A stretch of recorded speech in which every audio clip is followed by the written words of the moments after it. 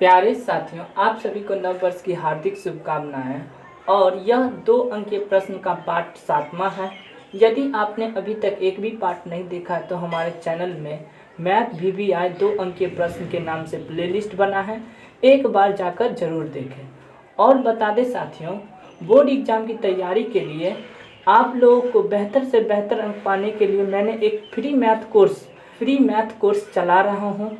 यदि आपने एक भी उसका पार्ट नहीं देखा है तो चैनल के प्लेलिस्ट में जाकर फ्री मैथ कोर्स के नाम से प्लेलिस्ट बना है, इसे एक बार जाकर जरूर देखिए। इन दोनों को 2 अंकीय प्रश्न और फ्री मैथ कोर्स, यह दोनों पार्ट को लगातार देखते रहें तो मैथ में अधिक से अधिक नंबर आने की गारंटी है। तो प्यारे साथियों, बने रहे हमारे चैनल के साथ। बढ़ते हैं क्वेश्चन 1 की ओर। क्वेश्चन 1, 3 अंकों वाली कितनी संख्याएं 7 से विभाज्य हैं? तो 3 अंकों वाली संख्या कहाँ से स्टार्ट होता है? 100 से। क्या 100 7 से विभक्त है? नहीं ना, 102 भी नहीं है। तो इस तरह से हम 105 लेंगे। 105 क्या 7 से विभक्त है? तो हाँ, देखिए 7 से हम भाग देकर दिखला देते हैं 105 में। 7 1 7, 3 7 5 35, तो 15 7 105, मतलब यह 35 कट गया। तो कितना आया? 105 वह संख्या है जो 7 से विभक्त हो रहा है, वो भी 3 अंकों वाली पहला संख्या। दूसरा संख्या क्या हो जाएगा? इसमें हम 7 जोड़ देंगे तो 112 हो जाएगा। 112 में 7 जोड़ देंगे तो 119 हो जाएगा। इसी तरह से dot dot dot dot last संख्या क्या होगा? लास्ट संख्या 3 अंकों की 999 होता है। क्या 999 3 7 से कट रहा है? नहीं कट रहा है। तो उससे क्या कम होगा? तो देखिए, जब हम इस तरह से निकालेंगे तो 7 से हम भाग देते हैं। 7 1 7, 2 9, 7 चौक 28, 1 9, 7 2 9 14, 7 2 9 14। तो यहाँ से कितना बचा? 5। तो 5 हम क्या करेंगे? इसमें से घटा देंगे। 999 में से 5 घटा देंगे तो कितना होगा? 994। तो 994 वह संख्या है जो 7 से विभक्त होगा, यही लास्ट है 3 अंकों में। तो यहाँ से हम 7 से चेक कर लेते हैं, पहले बतला देते हैं। 7 से चेक करेंगे तो यहाँ से देखिए 7 1 7, 2 9, 7 चौक 28, 1 और 4, 7 2 9 14।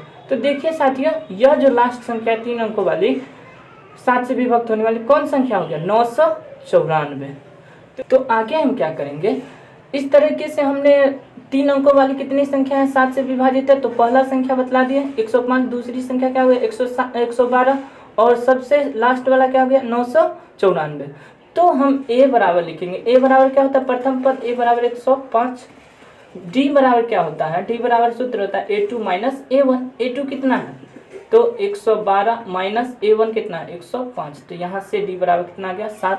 और यह जो संख्या है यह क्या है? an है। an बराबर 994। तो साथियों, हमें क्या निकालना है? कितनी संख्या, मतलब n निकालना है। n बराबर 1। तो an बराबर सूत्र होता है a plus n minus 1 into D. तो an का मान कितना है? यहाँ से लिख देंगे 994 प्लस a का मान कितना है? 105 प्लस n माइनस 1, तो n माइनस 1, और d का मान कितना है? तो 7। तो आगे हम क्या करेंगे? यहाँ से देखिए 994 प्लस में इस पर आ जाएगा बराबर के साथ, तो माइनस में हो जाएगा 105 बराबर n माइनस 1 इंटू 7। तो आगे हम क्या करेंगे? घटा देंगे तो कितना हो जाएगा? 14 में से 5 गया तो 9, और ये हो गया 8 में से 0 गया तो 8, और ये हो गया 9 में से 1 गया तो 8 बराबर n माइनस 1 इंटू 7। तो आगे हम क्या करेंगे? फिर इसको हम, ये गुना में है तो बराबर के इस साइड आ जाएगा, तो कहाँ चला जाएगा? भाग में। तो भाग में यहाँ लिख देंगे 8 8 9 बट्टा में 7 बराबर n माइनस 1। तो देखिए साथियों, जब हम इसको काटेंगे तो कितना हो जाएगा? यहाँ से देखिए 7 1 7, 7 2 9 14, और 7 7 49, तो 127 बराबर n माइनस 1। तो 127 n माइनस 1, माइनस में 1 है तो इधर आ जाएगा बराबर के साथ, तो प्लस में 1 बराबर n। तो 128 बराबर n। तो n बराबर कितना हो गया? 128। तो प्यारे साथियों, कोई भी डाउट हो तो कमेंट बॉक्स में कमेंट कर दीजिएगा। वीडियो अच्छा लगे तो लाइक कर दीजिएगा। चैनल पर नए हैं तो सब्सक्राइब जरूर कीजिएगा, और अपने दोस्तों के साथ शेयर जरूर कीजिएगा साथियों। बढ़ते हैं क्वेश्चन 2। एक वृत्त के चतुर्थांश का क्षेत्रफल ज्ञात कीजिए जिसकी परिधि 22 सेंटीमीटर है। हमें दिया क्या है? वृत्त की परिधि दिया हुआ है, तो लिख देंगे यहाँ कितना? 22 सेंटीमीटर। प्यारे साथियों इसे ध्यान से देखिए, क्योंकि इस तरह के क्वेश्चन बार बार पूछे जाते हैं और इस बार आने की संभावना और ज़्यादा अधिक है। तो इसे ध्यान से देखिए। क्या दिया, परिधि बराबर 22 सेंटीमीटर।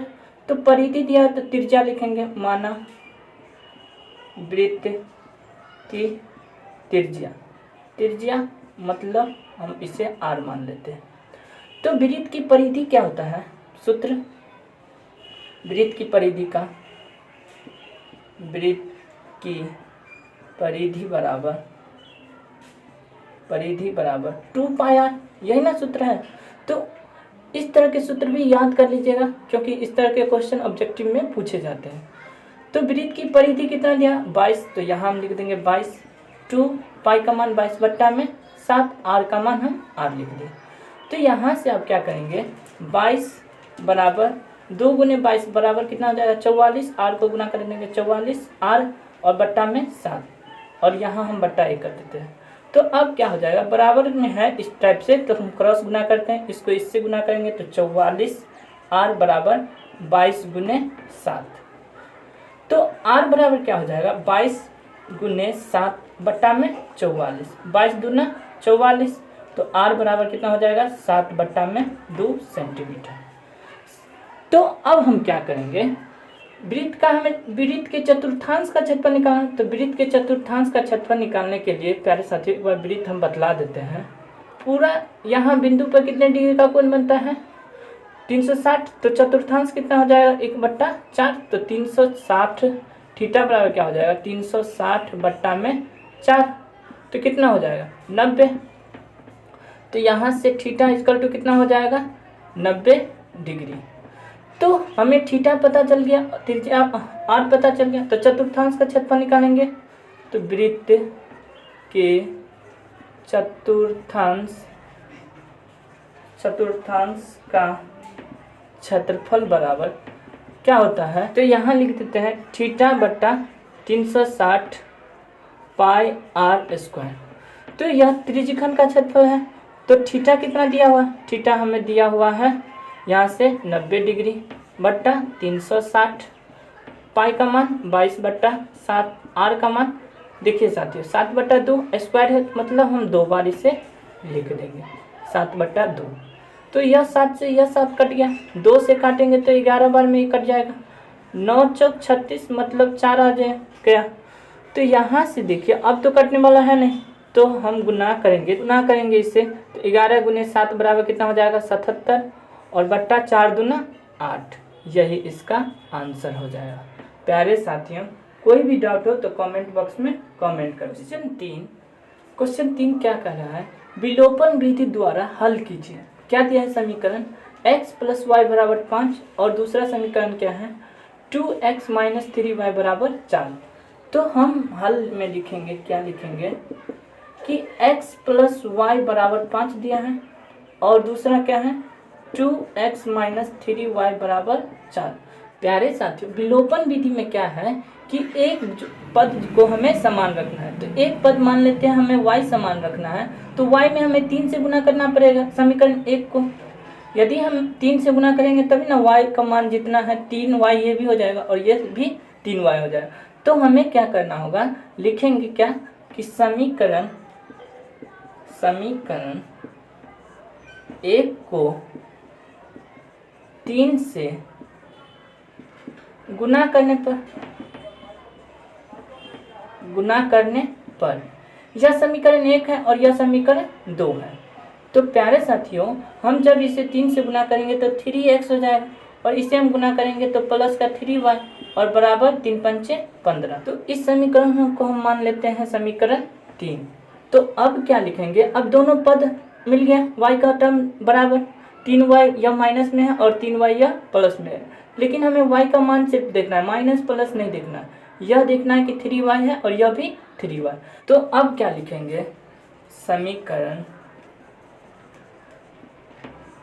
2 और 3 को जोड़ने पर प्यारे साथी इसे ध्यान से देखें, क्योंकि इस टाइप के क्वेश्चन 2 अंक में बार बार पूछे जाते हैं। तो समीकरण 2 क्या है, यही है 2x - 3y बराबर 4, और समीकरण 3 क्या है, 3x माइनस 3 प्लस 3y बराबर 15। तो यहाँ से हम क्या करेंगे, जोड़ेंगे। तो जब हम इसे जोड़ेंगे तो ये और ये कट जाएगा, तो ये कट ये गया क्योंकि ये माइनस में है और यह प्लस में है। तो अब हम इसे जोड़ेंगे तो कितना हो जाएगा, 5x बराबर 15 और 4 मिला के 19। तो x बराबर क्या हो जाएगा, x बराबर 19 बट्टा में 5। तो आगे क्या करेंगे, समीकरण 1 में x का मान रखने पर लिखेंगे। तो लिखेंगे समीकरण 1 में x का मान रखने पर, तो समीकरण 1 क्या है, x प्लस वाई बराबर 5। यहाँ से हम x का मान रखेंगे तो कितना हो जाएगा, 19 बट्टा में 5 प्लस वाई बराबर 5। तो y बराबर क्या हो जाएगा, यह प्लस में बराबर को सट जाएगा तो माइनस में, तो 5 माइनस 19 बट्टे 5। तो y बराबर क्या हो जाएगा, बट्टा पर का घटाव करेंगे तो 5 का लघुत्तम 5, एक काम को 5 बार पढ़ेंगे तो 5 5 से 25 माइनस 19। तो y बराबर कितना हो जाएगा, 19 6 25, 6 बट्टा में 5। तो आगे क्या लिखेंगे, अतः x बराबर 19 बट्टा में 5 और y बराबर 6 बट्टा में 5 आंसर। तो प्यारे साथियों, कोई भी डाउट हो तो कमेंट बॉक्स में कमेंट कर दीजिए। वीडियो अच्छा लगे तो लाइक कीजिएगा, चैनल पर नए हैं तो सब्सक्राइब जरूर कीजिएगा। इसी तरह के पाठ हम एग्जाम तक लाते रहेंगे, तो प्यारे साथियों बने रहे हमारे चैनल के साथ। बढ़ते हैं क्वेश्चन 4। द्विघात समीकरण 100x² माइनस 20x प्लस 1 बराबर 0 का गुणनखंड विधि से मूल ज्ञात कीजिए।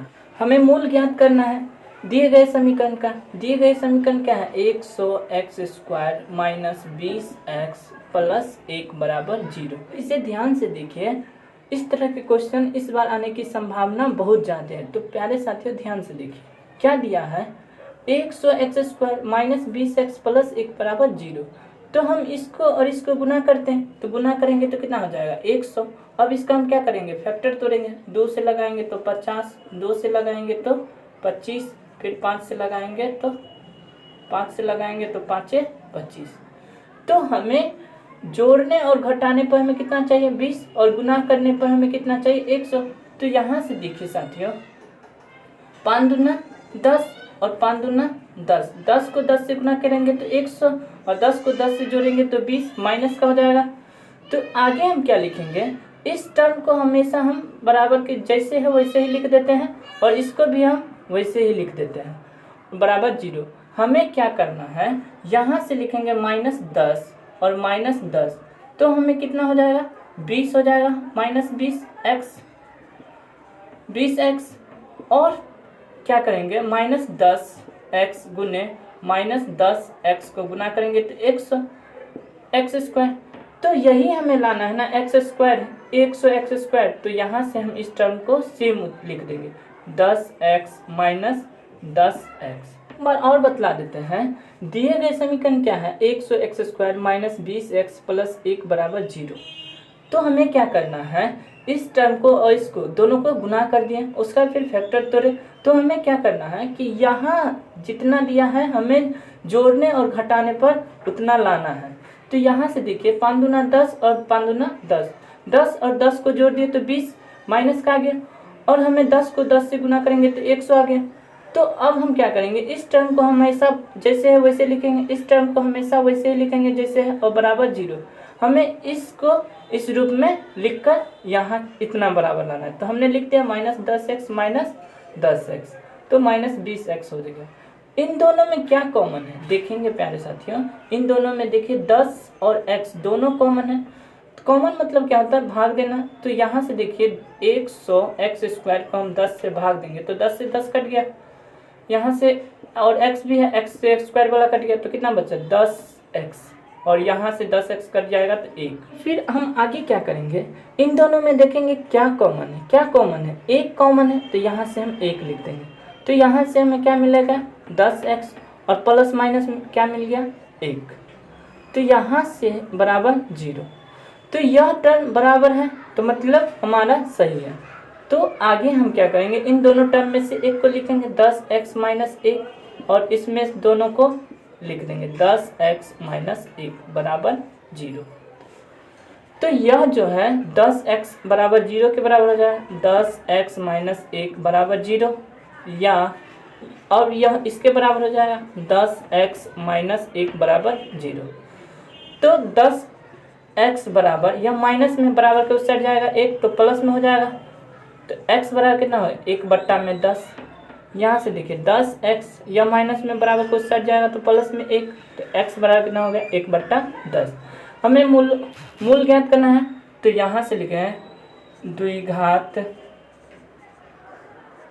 द्विघात समीकरण के मूल बराबर, मूल कौन कौन हो जाएगा, x बराबर 1/10, 1/10, यही इसका आंसर हो जाएगा।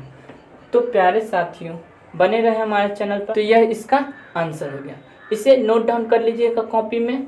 तो बढ़ते हैं क्वेश्चन 5वां।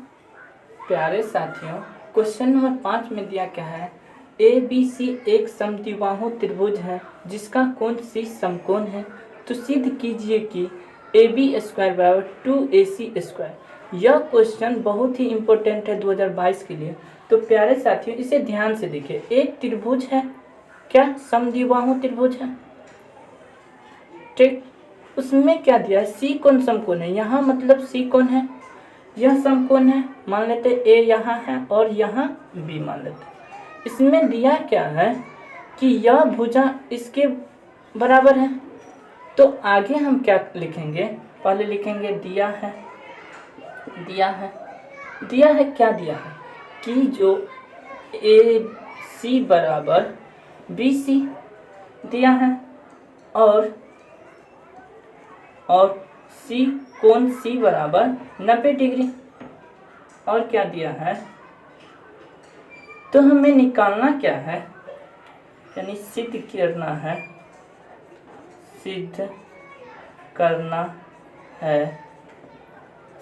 है क्या सिद्ध करना है, AB² बराबर 2AC²। तो हम लिखेंगे क्या, प्रमाण में यहाँ से देखिए समकोण त्रिभुज ACB में, समकोण त्रिभुज ACB में यहाँ कोण C बराबर कितना है, 90 डिग्री। तो यहाँ से देखिए और क्या है, AC बराबर BC दिया है। तो आगे हम क्या लिखेंगे, यह बराबर है, यह जो है लंब है, यह जो है कर्ण है, और यह जो है आधार है। तो आगे क्या लिखेंगे, पाइथागोरस प्रमेय से कर्ण स्क्वायर बराबर क्या होता है, लंब स्क्वायर प्लस आधार स्क्वायर। तो यहाँ से लिख देंगे पाइथागोरस